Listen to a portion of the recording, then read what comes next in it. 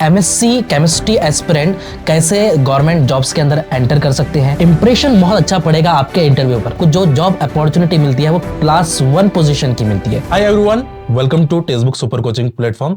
तो कैसे हैं आप सभी एस्पिरेंट।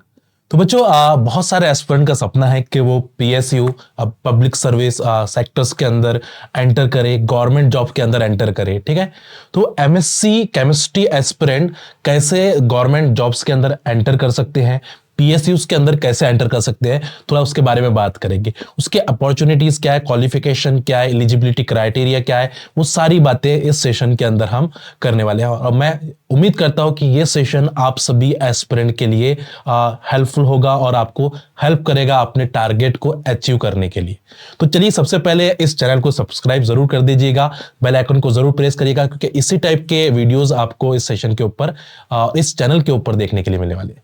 तो चलिए सबसे पहले बात करते हैं पीएसयूज यानी पब्लिक सेक्टर अंडरटेकिंग, यानी उसके अंडर गवर्नमेंट ऑफ इंडिया के अंदर कौन कौन सी कंपनीज है, कौन कौन सी ऑर्गेनाइजेशन है जो आती है। सबसे पहले आती है ओएनजीसी, जो आपको यहां पे दिख रही है। ठीक है, डीआरडीओ, यहां पे आपको डीआरडीओ देगा, जहां पे एटॉमिक रिसर्च की बात हो रही है। यहां पे बहुत सारी चीजें ना, बाबा एटॉमिक रिसर्च सेंटर है आपके पास, बीआरसी है, एनटीपीसी यहां पे आपको दिख रहा है, एनटीपीसी।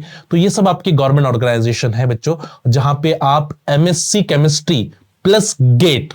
क्वालिफिकेशन क्या है, सिंपल सा क्वालिफिकेशन मैं बता देता हूं। अगर आप एमएससी केमिस्ट्री है आपका, ठीक है, एमएससी केमिस्ट्री प्लस आप गेट गुड रैंक के साथ क्वालिफाइड है, गुड रैंक के साथ अगर क्वालिफाइड है, तो you guys eligible for the interviews. Directly आप इंटरव्यू के लिए एलिजिबल हो चुके हो। ठीक है, एमएससी के अंदर आपका जो परसेंटेज चाहिए वो 60% अबाव चाहिए, है ना, 60% अबाव परसेंट आपको चाहिए होगा। ठीक है, तो आप एलिजिबल हो जाओगे इन ऑर्गेनाइजेशन के अंदर जॉब करने के लिए, just like ONGC, DRDO, BRC, NTPC.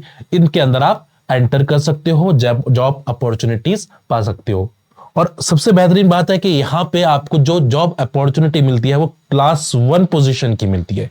Class 1 की जो असिस्टेंट प्रोफेसर क्लास 1 में आते हैं, सेम यहां पे भी जो पोजीशन आपको मिलेगी वो एनजीसी के अंदर वो क्लास 1 पोजीशन आपको मिलेगी। ठीक है, डीआरडीओ के अंदर भी अगर जाओगे तो यहां पे आपको साइंटिस्ट पोस्ट मिलती है, तो अच्छी एक वैल्यू आपको मिलती है बच्चों। तो थोड़ा बस आपको अच्छी रैंक के साथ आपको गेट निकालना होता है, यानी टॉप 100 के अंदर अगर आप आ जाते हो, टॉप 100 के अंदर, तो आप यहां पे अप्लाई कर सकते हो। अगर आप कैटेगरी में हो और आप 200 के अंदर भी हो तो भी आपको अपॉर्चुनिटी मिल सकती है यहां पे इंटरव्यू देने के लिए और यहां पे सिलेक्शन प्रोसेस के लिए। ठीक है, तो अगर आप एससी कैटेगरी से हो या फिर आप एंटी कैटेगरी से हो तो आपकी 200 के अंदर भी आपको कंसीडर किया जाता है रैंक के अंदर। ठीक है, और अगर आप जनरल कैटेगरी में हो तो आपकी जो रैंक होनी चाहिए वो 100 और 50 के अंडर होनी चाहिए। ठीक है, तो बच्चों ध्यान में रखिए, बहुत अच्छी अपॉर्चुनिटी है। यहाँ पे बहुत सारे हमारे एस्पिरेंट लगे हैं, उनका हम इंटरव्यू भी करने वाले हैं। ठीक है, बहुत सारे एस्पिरेंट जो है डीआरडीओ के अंदर वर्क करके फिर बाहर गए हैं, तो उनका भी हम आपके लिए लाएंगे कि किस टाइप से वो वर्क कर सकते हैं और काम कर सकते हैं। ठीक है, तो ये बहुत अच्छी अपॉर्चुनिटी है। सेकंड है भाई बीआरसी, बाबा एटॉमिक रिसर्च सेंटर। इनका सेपरेट एग्जामिनेशन भी होता है। हो सकता है कि किसी को गेट में कम मार्क्स आ गए हैं, रैंक थोड़ी कम आ गई है, ठीक है, 300 500 के ऊपर रैंक चली गई है आपकी, मान के चलो। ठीक है, तो सेपरेट एग्जामिनेशन इनका होता है बच्चों मार्च के अंदर। मार्च के अंदर सेपरेट एग्जामिनेशन होता है, तो आप वो एग्जामिनेशन के लिए भी एलिजिबल है। अगर आप एमएससी केमिस्ट्री से हो और एमएससी केमिस्ट्री आपने कर रखी है, 60% अबाव आपका है।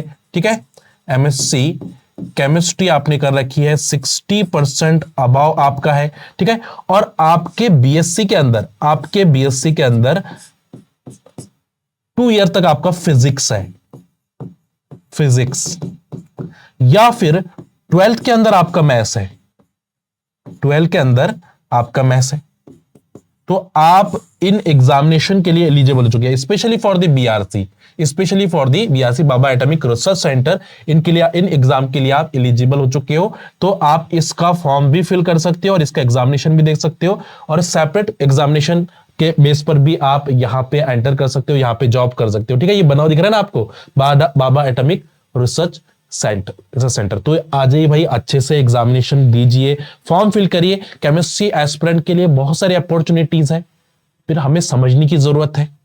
ठीक है, तो आपको क्या करना है, पहले तो आपके एमएससी को अच्छे से कर लेना है। एमएससी में अच्छा गुड परसेंटेज आपको बना लेना है, 60% मिनिमम अबाउट चाहिए ही होगा। उसके साथ साथ आप प्रिपरेशन करिए एंट्रेंस एग्जामिनेशन के लिए, नेट के लिए, गेट के लिए, सेट के लिए, क्योंकि ये एंट्रेंस एग्जामिनेशन ही आपको गुड अपॉर्चुनिटी दिलाते हैं।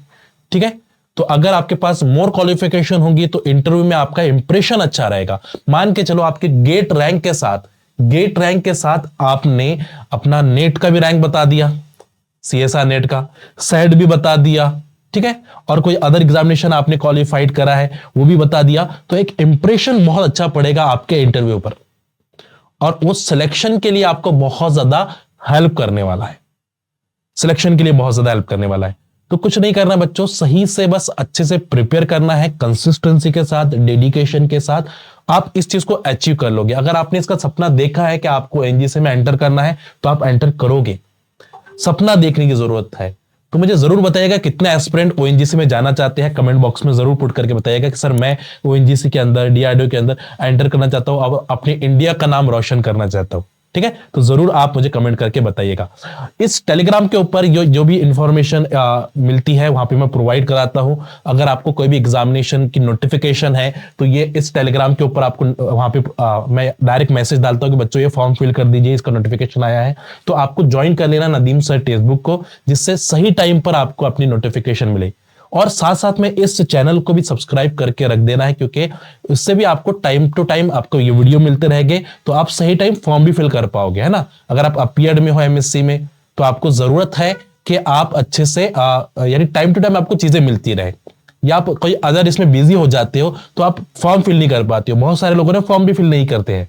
ठीक है, तो फॉर्म फिल करने के लिए आपको सही टाइम पर आपको नोटिफिकेशन मिलना जरूरी है। तो इसके लिए एक तो एक टेलीग्राम चैनल ज्वाइन करो, यहाँ पे नदीम सर टेक्स्टबुक, और इस जो चैनल है इसको भी सब्सक्राइब करके रख दीजिए, जिससे सही टाइम पर आपको इंफॉर्मेशन मिल जाए। ठीक है, चलिए मिलते हैं फिर नेक्स्ट सेशन में। और नेक्स्ट अगर आपको ये सेशन इंफॉर्मेटिव लगा है तो कमेंट करके जरूर बताइएगा। Thank you so much, happy learning, अपना ख्याल जरूर रखिएगा।